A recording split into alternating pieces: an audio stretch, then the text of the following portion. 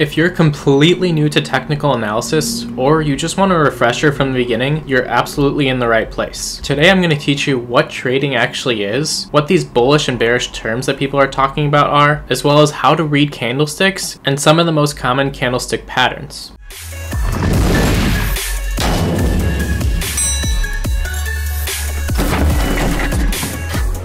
So let's just start off as simple as possible. What is trading? Why is there a whole street in New York based on it? And how are people actually making money doing it? Well, to make it pretty simple, trading is just buying or selling something at a value that someone else is willing to take the other side of that deal on. You actually do this in your everyday life. If you go to the store and you want to buy bread, the grocery store tells you that the bread is $2 for a loaf. You think this is a good deal, so you hand the grocery store $2 and they hand you the bread back. You just made a trade at the value that you both thought was fair. The exact same thing happens across many different markets. For example, stocks. Stocks represent the value of a company, and that value is of course subjective. So when you're trading small pieces of that company for a value that you and the other seller, or vice versa, think is fair. So of course the goal, to keep it super simple, is to buy when you think the value is in your favor, or you think the value is going to go up after you buy it, and sell when you think the value is going to go down. So now let's talk about what bullish and bearish mean. These are two terms that people will frequently use to say which direction they think the market or the trade is going to go. So if you say you're bullish, you think the market is going to go up, and we call these people bulls. If you think the market or the fair price is going to go downwards, you're bearish, or you're a bear. The reason price goes back and forth, up and down all the time, no matter what you're trading, whether it's the stock of a company, currencies in the foreign exchange market, cryptocurrencies in the crypto market, or really anything, is because it's a constant battle of bulls versus bears. Some people think it's going to go up, and some people think it's going to go down. So with those two basic concepts in mind, let's move into the very first thing you have to know about when you're trying to do technical analysis, and that's candlesticks. So I have a chart open here. I just have Microsoft open, which just represents the price of a share of Microsoft, or a small piece of their company. In order to get your chart to look like mine with these candlesticks, you might have to go into the top and click on this candlestick button, depending on which platform you're on, and then switch it to candles. So these candlesticks are how price is represented. To explain that, let's take a look into one of them. Let's look at this candlestick right here. November 11th, 2019. You can see that the candles are sort of made of this body, this green rectangle, and then there are other things poking upwards and downwards from it. So as I just said, we call this green rectangle the body of the candle, and these are the wicks. So let's just hover over this candle and look in the top left corner right now. So you can see OHLC. What these mean are open, high, low, and close respectively. And we can actually get that information just by looking at the candle itself. So with a green candle like this one, the open is going to be the bottom of the rectangle, not the bottom wick down here, but the bottom of the rectangle specifically right here. And the close of the candle is going to be the top of the rectangle up here. Again, not the wick, the actual top of it. We know this because a green candle means that we went up during the duration of the candle. We ended higher than we started. So the open has to be below the close. Now the wicks actually represent the high and the low. So the low would be all the way down here at the bottom of the low wick, and the high would be at the top of the wick up here. So just to summarize, let's move from bottom to top of this green candle. The very lowest part of the wick here is the low. Moving upwards, we have the bottom of the rectangle, or the bottom of the body, which is the open. Next spot is the top of the rectangle, or the top of the body, which is the close. And then the top here of the top of the wick is the highest point we reached.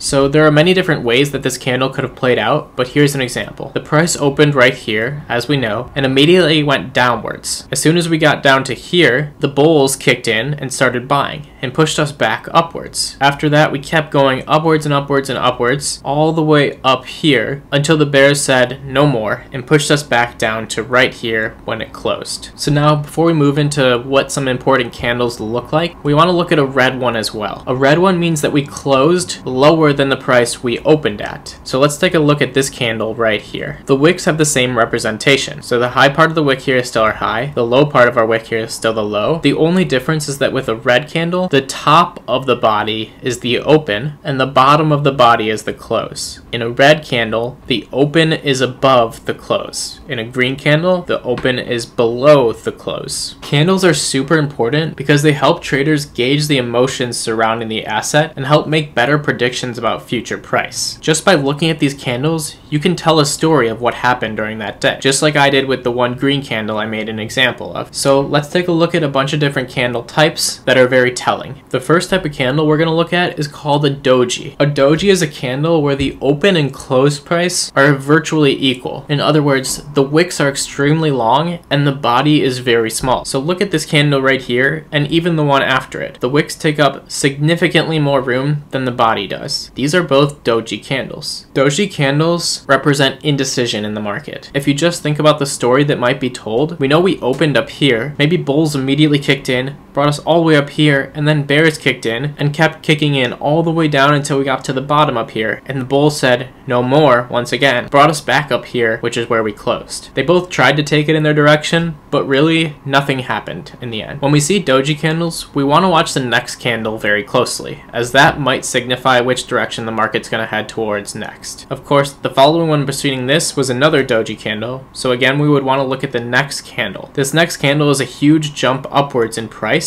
It's a green candle that brings us way up from where we were before, and as you can see, it signified a huge uptrend just after it. If we happen to be in a bearish position all the way down here and we saw these dojis being put in, followed by this green candle, this would be a great time to close that position. The second type of candle we're going to talk about are bearish and bullish engulfing candles. You find this by finding a smaller green candle followed by a really long red candle where the body of the red candle completely overlaps the body of the green candle. So if we just zoom in closely to this, you can see that this one actually closes just below the green candle there. So our low is lower than the low of this previous candle, and the high is of course clearly higher than this one. So this green body falls completely inside of this red body. This red candle is known as a bearish engulfing candle, and this is an extremely bearish sign. It means that although the bulls were in control, they had a huge candle here, they ended up pushing all the way up to here when the next candle opened. The bears were in full control after that, bringing us all the way down here. And as you can see, that candle signified a top before a huge push downwards. And very similarly, there's bullish engulfing candles, where we have this red candle that formed. This green one ended up completely engulfing this red candle, and the uptrend continued afterwards. The next type of pattern we'll look at is known as an evening star. This is signified by a large green candle, a gap upwards, a small doji candle, a gap downwards, and a large red candle. Now I know that was a lot of things to take in just by hearing it. Let's take a look at an example. Candle number 1 here, a large green candle. Criteria number 2, we need to gap upwards. This means that the close price of this candle needs to be lower than the open price of the next candle. So if you remember, this top here is the close of our green candle, and all the way up here is the open of our red candle. So we gapped from here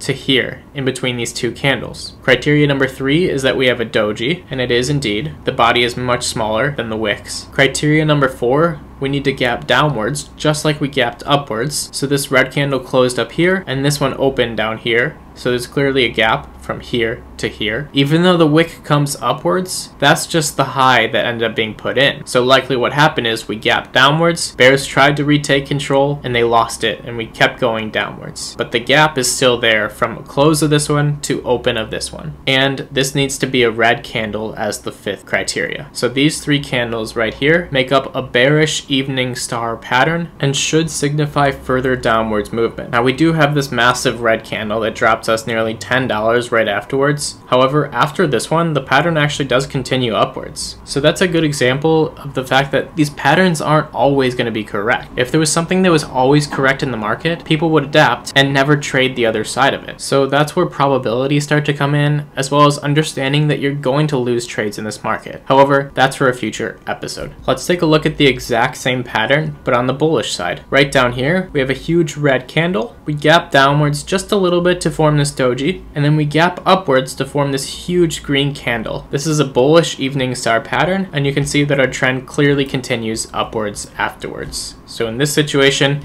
it worked out really well for us. The next pattern we're going to speak about are known as bullish and bearish Harami patterns. Now, if you remember the bullish and bearish engulfing, these are pretty much the exact opposite. In the bearish situation, we have a large green body followed by a red candle that falls inside of it. So let's take a look at an example. Right here at the top, we have this huge green candle, and right after that, we have this red candle that falls completely inside of the body of this green candle. So whereas with the bearish engulfing pattern, this red candle engulfed the previous small green candle, now we have this green candle that engulfs the next red candle. This is less of a bearish sign than the engulfing pattern. However, you'll want to look at the next candle and really pay attention to it. If it's red, you could easily be getting a signal to the top of the trend. And of course, this next candle is red, and we start to move downwards quite a bit off the top there, about 10% down. We do end up continuing upwards afterwards. However, you can see it's kind of the end of this trend right here. It really is signifying the end of this. Let's take a look at this on the bullish side now. Right over here, we have a huge red candle followed by a green candle that falls with the body completely inside of the red body. So if you were in a short position here or a bearish position, you'd really want to pay attention once you saw this pattern. And when the next candle closed green, that would be a huge signal for you to get out. And you can see that the trend continued upwards nicely right afterwards. So this is our bullish Harami pattern. The next and final pattern that I'll go over is known as the bearish or bullish Harami cross. It's very similar to the previous one. However, that second candle is now a doji instead of a large body. Let's take a look at a bearish example of this. We have this big green candle after we've been uptrending for a while, and the next candle right after it is a red doji which falls with its body completely engulfed by the green candle before it. Now we do end up having another one right afterwards, and this actually could be another bearish Harami cross. Once you saw this happening, it'd be a good sign that you really need to start paying attention if you're in a long or bullish position. Especially when this next candle closes red down here, that'd be a really good sign to cut the position, as this is signaling the top of a trend. And you can see this signal ended up being very good. You can find the same exact type of pattern, the bullish Harami cross, at the bottom of downtrends. It's important to note though that these patterns are pretty rare. That being said, if you see one, make sure you're acting on it and understand what you're looking at. Some of these patterns that we went over today are pretty common, and others are pretty rare. You don't have to memorize these. You can look up cheat sheets or take notes on everything that I just told you about and keep adding to those notes over time. Just keep them on your desk or sticky note them to your monitor or to the wall behind where you're sitting, anywhere you can quickly reference these. These patterns can be extremely helpful for understanding where we are in the market. If you're new to technical analysis and looking forward to part 2 of this video, please let me know in the comments. I would love to follow along your journey and help answer any questions you might have along the way. And as always, thank you all so much for watching. If you did like this video and it was helpful for you, please click the like button and consider subscribing for future content.